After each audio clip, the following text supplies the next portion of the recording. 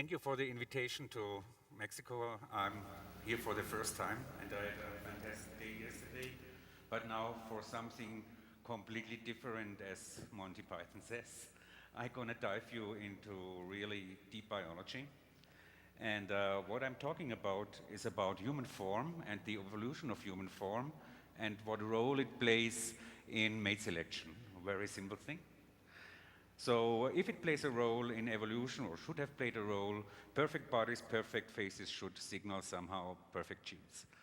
This would be a very simple solution, but it's much more difficult than you will imagine. So if you look on your daily life, you will find that humans are treated differentially based on their physical appearance. That's very simple. If you show pictures of people, attractive people and less attractive people, to very young children, 4 months old, the very young child will look much more often and a longer time on the more attractive person. This goes on in our lives. If you go to kindergarten and do something wrong and you're very attractive, you won't get punished at all. This goes this goes to school. If you make a photograph of pupils and put it on an essay and mix the photos randomly with the essays and give it to teachers to correct the essays, the grade goes with the picture, not with the essay. This goes even on to university students. You have the same problem there. This goes on to job applicants. We showed job applicants, a video of job applicants and the description of the job applicant, and we mixed it again randomly, and what happens, the video determines if the job applicant is hired or not, and it becomes even worse. Criminals who are more attractive get less sentences. There's only one exception. These are marriage swindlers, so the world is somehow even sometimes. So we seem to have an obsession with physical appearance, and we believe what beautiful is good. And this has been a finding which has been replicated so often now, and everybody tried to find the opposite, but in our brain, deeply rooted, everything what is beautiful is good and must be good. And thus we have an obsession. It seems to be really fantastic to be the most beautiful woman of the world, as you see here. So if a biologist meets such an obsession and he wants to look if there's something biological behind there or if evolution has played a role in there. So let's look very slowly. There's a problem. Attractiveness research, when I started it in the 80s, was politically incorrect. So you should not decide about people on their outer experience. And social psychology was telling us that there's something like a general perceived standard of attractiveness or beauty, or even beauty comes from inside. You should not look on the outer appearance and so on. That's called the beauty myth.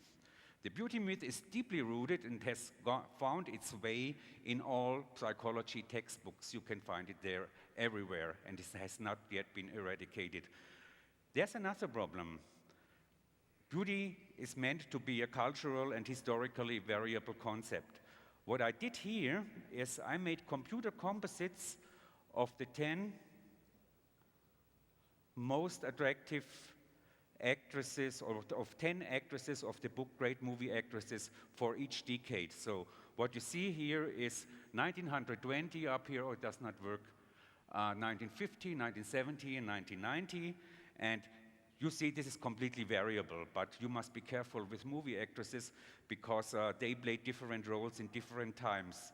In the 1920s, the main role of the female actresses in the film was to jump on a chair when the mouse was coming. In the 50s, females were looking for mates. In the 70s, females started to take their own fate in their own hands, and what you actually see, suddenly the females get a male chin in the 70s, and the 90s are different again, and the 90s looks like Julia Roberts, but she's not in the composite. So there's another problem. The problem is this one. It is certainly, as seen from a biologist, it is certainly not true that in the mind of men there is any standard of beauty with respect to the human body. This was Charles Darwin. And what he also said, it is, however, possible,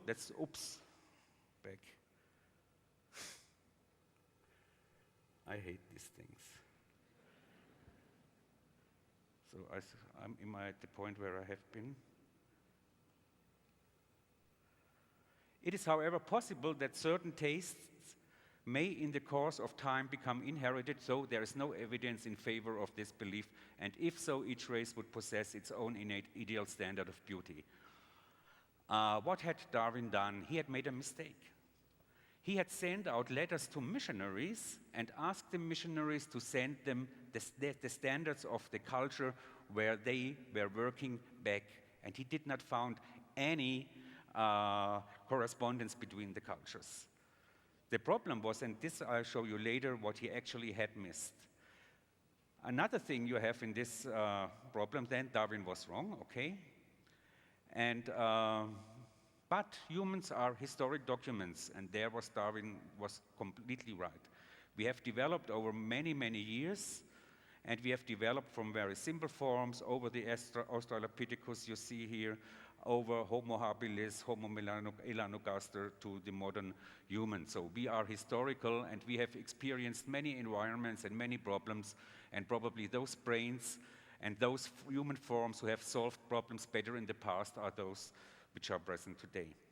That's what we basically call as evolution. We have been shaped by evolution. There is natural selection. There is sexual selection for mates. And there's something which is quite new again, social selection. We select mates in our environment which are nice and trusting and trustworthy and understanding. So we have been shaped by evolution, and this brings up something we called, together with Eckhard Volland, evolutionary aesthetics. It's basically based on Konrad Lorenz's work, and what it says is animals and humans have phylogenetically acquired preferences. This means we have acquired preferences during our evolutionary past. These preferences are for environments. These preferences are for food and smells, and basically these preferences are also for mates for reproduction. But at this point, when you look for mate selection, you have to take the constraints into account which occurred during evolution. And I give you a short overview over this. So the bodies usually are thought to be efficient tools. They are physical, communicative, reproduction, and competition. That's their function. They basically have, and the constraints, first one is sex. There's one problem. Why did we develop sexuality in evolution?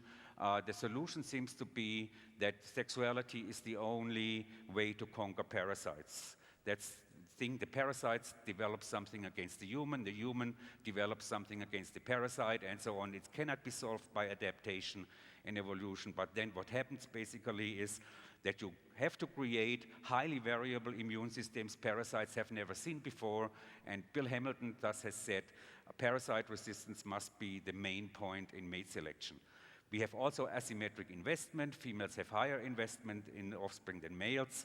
This leads basically to sexual dimorphism. So males and females develop in different directions and are different reproductive strategies. And then another biological problem comes in. This is, if we develop signals for mate quality, are these signals honest?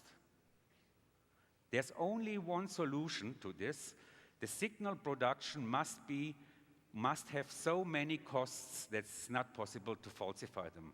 So there must be very, very costly signals, and we should basically then signal health and biological fitness.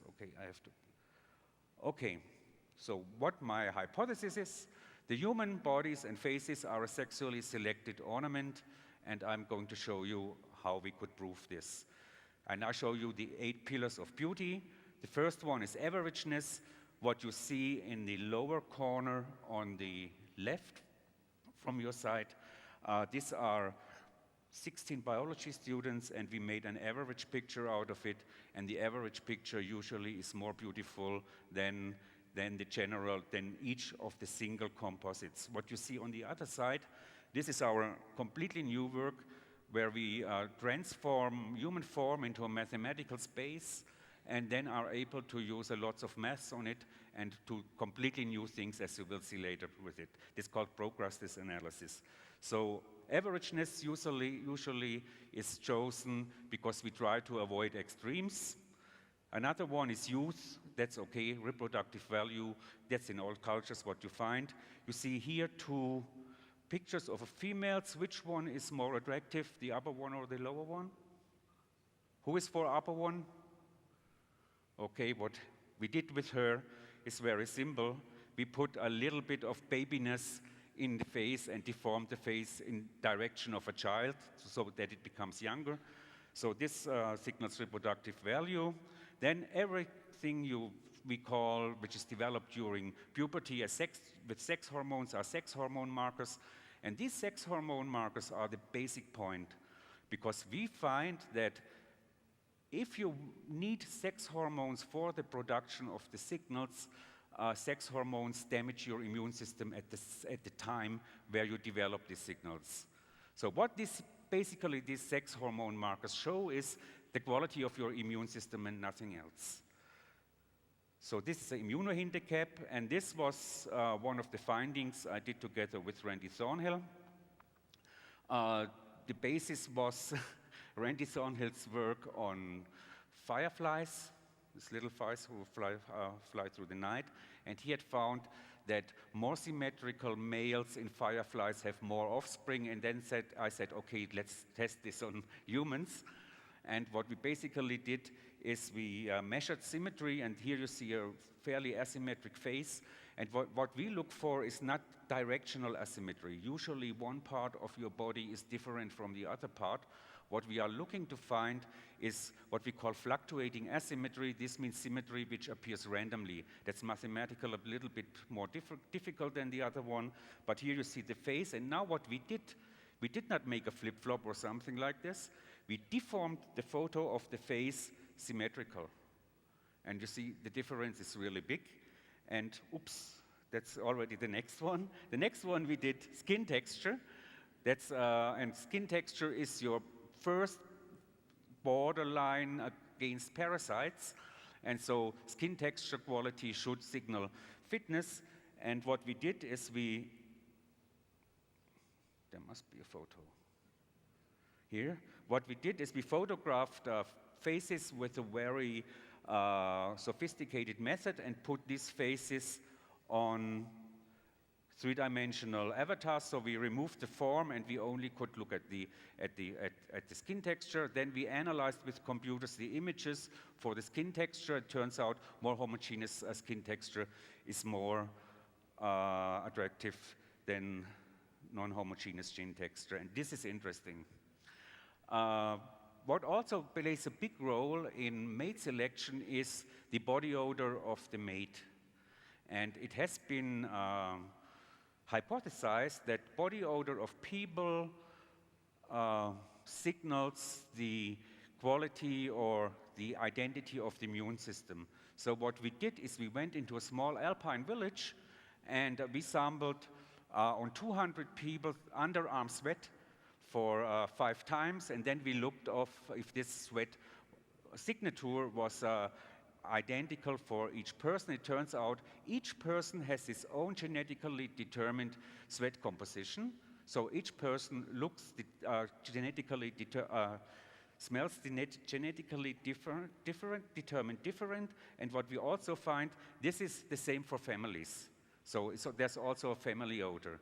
Now what it turns out that females tend to select males which smell different from their own smell. And then you find out that actually these males have a different genetically determined immune system than the female. So the female is going for a highly variable immune system in males in order to fight against parasites. Another one is that females who show highly symmetric bodies and faces also smell good. This is what we call redundant signaling. So the whole body is one signal and goes in one direction. So that's my last one. No, voice. I jump over voice because out of time reasons. And this is body motion. What you see here is an average walking. And what you see here, now we deform the male walking mathematically, the average walking mathematically in a male walking. Wait a second. That's the governor from California. And now we deform the walking into a female walking. And this is what people see attractive in females, but not in males. So I have 5 minutes. Then, at this point now, we know a lot about these pillars of beauty, but 2 open points. One open point is, are these culturally universal? And the second point is, do attractive people have more reproductive success? Very simple, that's the end. We made a somehow, I think, ingenious experiment. Usually you need 3 cultures, okay? But what we did, we went to South Africa, to the Himba, Kaoke land, and we did the same here in Austria, and we showed them Japanese females. So females which are completely outside of their culture. And what happens is, this is the row they come in, so they are almost identical, and the correlation between the 2 cultures for the Japanese is 0.79, also 0.8. So that's almost identical. 2 different cultures judging a third culture in attractiveness identically. So for me, I think there's no other proof necessary. So that's 0.79, and now my last one. If all this is true, attractiveness should mean higher reproductive success. When I first said this to Fred Buchstein, who is one of the world leading statisticians, he said, "You are completely mad. You never can prove this. You would need an N of about 15,000 people, because the effect we know up to now is very, very small, or could be very, very small." But again, we had some help. And we used an Austrian rural mountain population, the same one we used for our smell studies. These are people living in a higher village in Austria, about 1,800 meters. Most of them are farmers, almost all of them are farmers. And we looked at people, at female attractiveness with N90 pairs after age 50, and to our surprise, 40 of them had never used contraception. So this is the group we absolutely needed. It turned out that more attractive female at age 20 had an earlier offset of menarche, 3 years at all. So these females have a much longer reproductive span, and they had much less severe illnesses. So then they went to hospital less often, and they stayed shorter in hospital and so on. And then it turns out, and that's my final one, that here you see the mean attractiveness on the lower one and the number of offspring on the upper one, and you see that the higher the attractiveness is, the more offspring the females had, and the squared R is 0.2.9, so we explain about 20% of the variance with this, which is a lot. So I come to the end. My conclusion then is attractiveness signals health and reproductive success. Attractive features are honest signals for reproductive capacity. The pillars are averageness, youth, hormone markers, symmetry, skin texture, body odor, voice, and body movement. And Darwin's fallacy was simply that he had asked for content and not for templates. So he had asked, how does this look like? He had not asked, how is this constructed? So what I show you is a construction template. It's not content. So if all of us have the same construction template, all of us can have a different beauty ideal without any problem. So how you fill the template up is different on how you construct it basically. And there's nothing like the beauty myth, and the perception of beauty uses these templates and not the content. And this is what I'm doing now. I'm good in time, I can talk about this. I apply all this stuff to cars. And this is because mass don't bother if it's human or males, humans or cars. And it turns out that the methods we developed are able to describe any object, and we developed something which really looks is mad at the beginning. It's called emotional design. And for instance, we look at cars. When people look at objects, they start describing these objects in the first place as a social object. This is what the brain checks first. Is this a social thing or an object?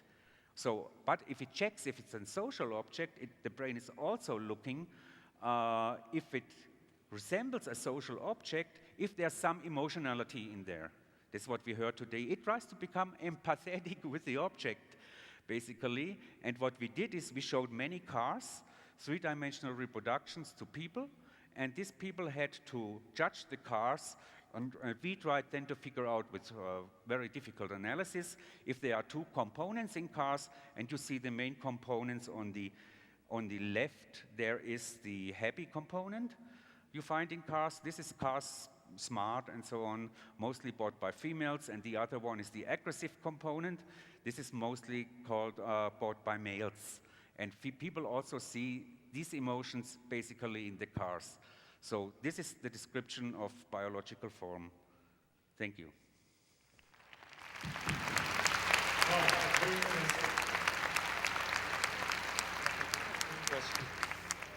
Just one question. Really, thank you very much. It was impressive, very interesting. Can we change the way we move? Can we change our voice? Can we change our skin? Can I do a trap if I'm not so attractive?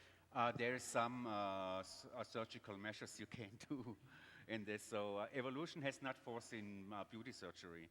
And beauty surgery is the fastest growing market, medical market at the moment.